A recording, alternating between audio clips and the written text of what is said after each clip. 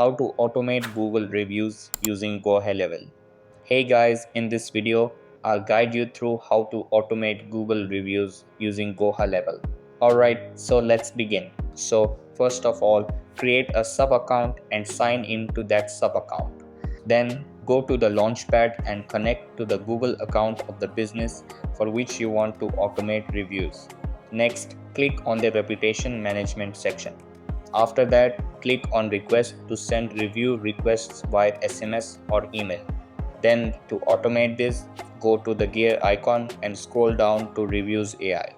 Toggle on email review requests and set up the subject line like "We value your feedback."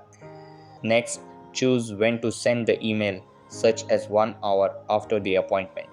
After that, open the email builder to customize the email, then click Save.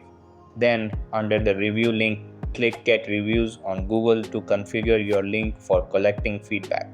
Finally, set up SMS review request to send a review link through SMS automatically 1 hour after the appointment or customize it to your preference. So that's basically how you can automate Google reviews using gohighlevel.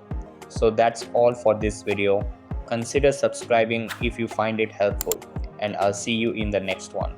Thanks.